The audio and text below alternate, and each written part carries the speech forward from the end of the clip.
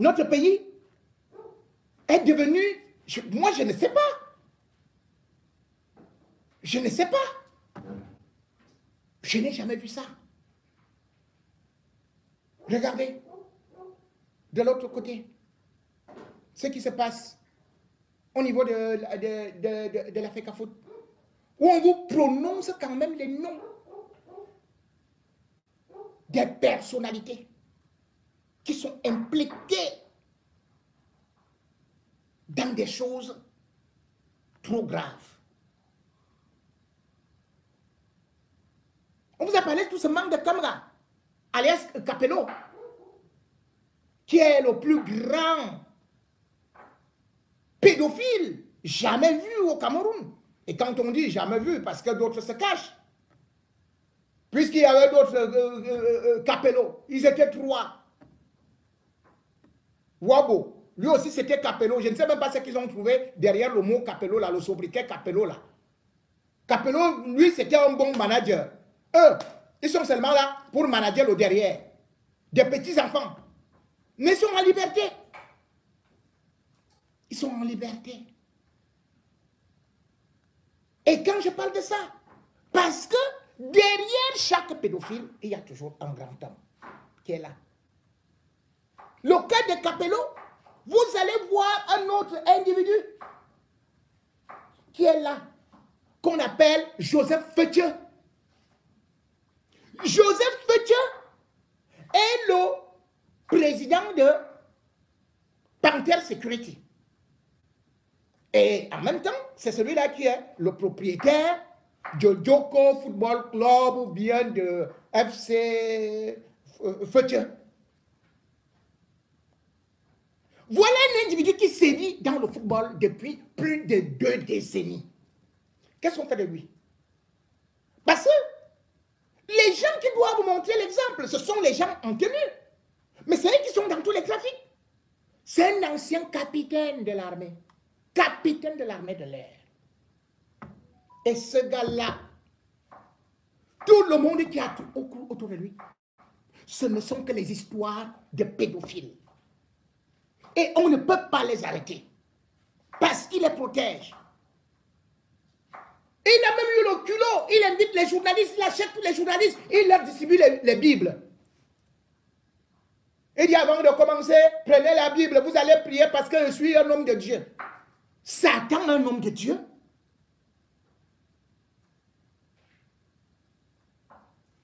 Et après il dit, c'est lui qui va relever le football camerounais. Il a détruit le football camerounais, il a détruit la jeunesse. Comme son Kamgala. Et le problème c'est que, et il y a la loi de l'Omerta. Dès que quelqu'un tente de parler, comme quelqu'un a fait un témoignage auprès de mon jeune confrère, Harold Ketch, mais tout de suite, on a fermé sa gueule. On lui a demandé de se dédire. Lui-même est venu contredire ce qu'il venait de dire, qu'il a subi chez ce Fethieu-là. L'enquête de Molina est claire que Fethieu a fait grave par derrière à tous les enfants. Celui-là arrive, après avoir fait le témoignage à découvert, il revient dire que non, nous voici ici. Il se filme même sur des photos. Ils font les selfies. C'est donc la preuve qu'il a subi des pressions, qu'il est sous influence et qu'il a été obligé de venir jouer ce théâtre-là. Mais où est le procureur? Où est le commissaire? Où est le ministère de la femme, de la solidarité? Elle est là, rien que pour aller chanter « Oh, Paul Biya, oh, Paul Biya, oh, Paul Biya ». Marie-Thérèse Abrandoua. Au moment où on parle de scandales, de pédophilie, de tous ces scandales, de trafic de sexe, cette femme n'a même pas osé faire une petite sortie. Bien au contraire, vendredi, elle dit voilà, je mets à l'attention du public, des enfants, le numéro 116 pour les violences faites aux enfants. Mais vous avez un exemple de violences faites aux enfants dans le football camerounais. Vous ne vous occupez pas de ça. Vous dites aux enfants d'aller appeler le 116. Le 116 qui va tomber dans un bureau du ministère, votre ministère. Alors qu'il y a une affaire dont toute la presse du monde entier, la presse étrangère, en fait état, en fait écho. Et vous vous dites que c'est les enfants qui ne sont déjà pas protégés qui doivent aller se servir de ce numéro-là. Vous voyez ça? Et Fetcher est là. Si tu tentes, il te finit. Voilà quelqu'un qui change les entraîneurs comme il veut. Qui utilise les entraîneurs comme il veut. Et qui les utilise effectivement pour mieux asseoir le réseau de pédophilie. Vous avez vu, tantôt il va vous prendre un entraîneur argentin. Il dit, à quoi ça sert un entraîneur argentin? Pour faire croire aux jeunes que si tu veux aller à l'étranger, voilà un blanc. Alors il faut donner le derrière. Et comme ça, on va te signer. Tu vas à l'étranger. Est-ce que vous oubliez qu'il n'y a pas très longtemps, il est venu avec un individu qui, semble-t-il, il sortait d'où là? De la Turquie. Oui, de la Turquie. Oui, il s'appelait comment là? Soner. Oh là là là là. Soner. Soner. Erdoumus. Soner Erdoumus. Un gars de 38 ans. On a présenté que c'est le nouvel entraîneur de l'équipe, alors que son équipe n'était pas en crise. Hein. Son équipe sortait d'une série de victoires. On est venu avec un type, on a dit que c'est lui qui sera le nouvel entraîneur.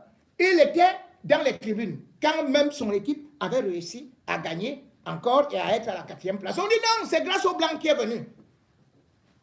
Quelque temps après, le gars n'a même pas fait un mois. Il a fui. Et il a fait des révélations croustillantes en disant que Joseph Fetcher l'a menti, que Joseph Fetcher a fait qu'il vienne au Cameroun, il n'avait ni contrat et n'était même pas payé, mais que Joseph Fetcher voulait tout simplement qu'ils prennent les enfants, les joueurs, pour aller les vendre à l'étranger. Et que lui n'était pas un agent de joueur. Il ne pouvait pas le faire. Donc, vous comprenez? Donc, les gens créent les clubs. Comme par exemple, il dit en 98, il voulait déjà même en 2010, il voulait déjà être président de la ligue, président de la ligue professionnelle. Cette fois-ci, il a été nommé comme vice-président de l'Africa Foot, mais surtout de la commission de quoi là, de l'organisation des compétitions nationales et internationales. Vous voyez ça? Là, il va prendre plus des enfants. On leur dit, on va vous envoyer au pays des Blancs. Je vais vous donner un nom. Sona Armand. Sona Armand, c'est l'une des victimes qui ne peut pas parler. Elle est au Cameroun. Sona Armand a été utilisé par ce Joseph Fetcher. Oui. Je crois que c'était dans les années 2011-2013. Il avait un contrat là-bas et je crois qu'il devait lui rester ou bien 4 mois. Et on a dit qu'on le transférait aux partisans de Belgrade. Mais pour qu'il soit libéré, puisqu'il était encore sous contrat, on lui a posé la condition, une seule, de donner le derrière. C'est comme ça qu'il a été passé à tabac. On a fait ça, waouh. Il arrive aux partisans de Belgrade. Il est tombé gravement malade. De telle sorte que le club a été obligé de rompre son contrat. Il est revenu à Douala.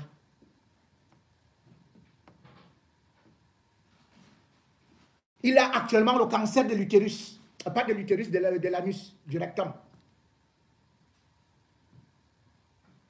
cancer du rectum. Personne ne veut parler de ça. Moi, je parle de ça aujourd'hui. Tout le monde s'était, mais tout le monde connaît ce qui s'était passé.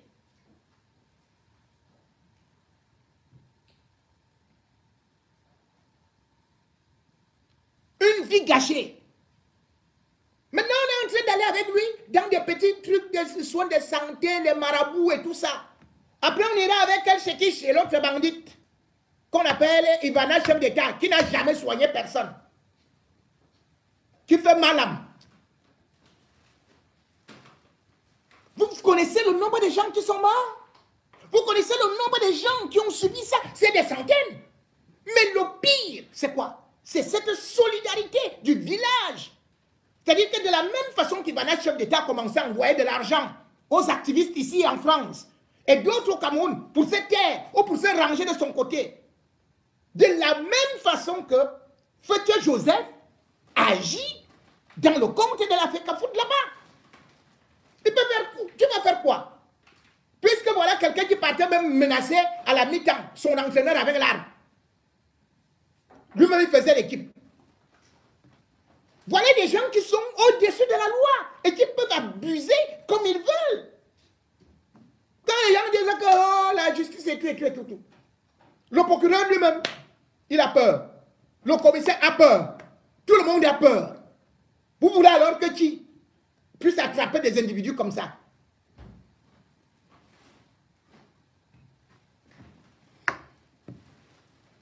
Et comme j'ai parlé de solidarité, quand il y a des crimes comme ça, il y a des parents, des agents qui se braquent pour dire protégeons, c'est quelqu'un de notre village. C'est quelqu'un de notre village.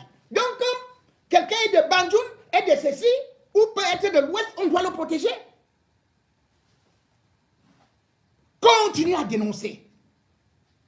Moi, je dénonce.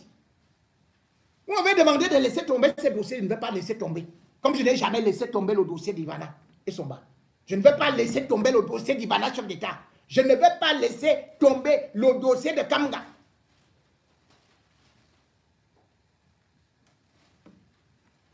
Il y avait un type là, un grand violeur à Equinox.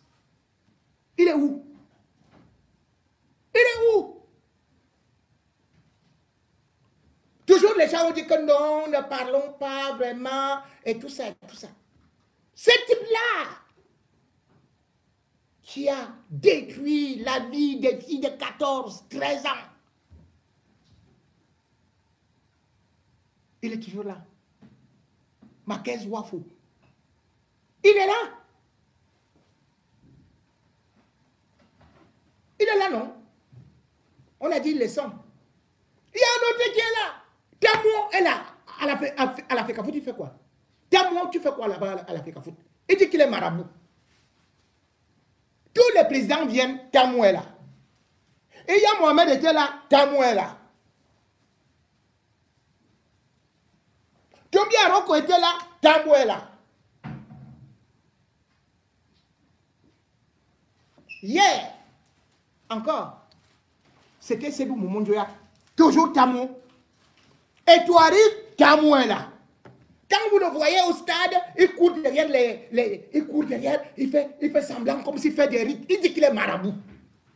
Mais officiellement, on dit qu'il est chargé de la sécurité. Voilà alors le marabout des Lions. C'est lui qui a fait croire qu'on va gagner la Coupe du Monde. Tamou, où est la Coupe du Monde? Où est la Coupe du Monde que tu as fait qu'on rêve qu'on va gagner? Et c'est ce Tamou-là qui est toujours pour faire des transactions, soi-disant, pour faire rêver des gens qui vont aller jouer chez les Blancs. Et c'est pour ça que ce réseau de pédophilie au niveau de la FECAFOOT est énorme. Parce qu'ils sont là depuis. Ils sont comme des vieux arbres, des baobabs, avec des racines dans des profondeurs. Et de surcroît, ils bénéficient de certains chefs de leur village, de leur contrée, et de certains officiers, comme je le dis, que ce soit dans la police, que ce soit dans la gendarmerie, que ce soit surtout dans l'armée. C'est terrible de voir ça. Mais bon, malgré tout, il y aura toujours des courageux qui continueront à mener ces combats. Satan, tu seras vaincu au nom de Jésus. Les démons, vos pantalons, vous serez déshabillés. Vous qui faites le njang-sang, qui buvez du sang, du sperme, qui trafiquez les organes génitaux, un jour, on connaîtra et on vous mettra à nu comme Adam et Ève.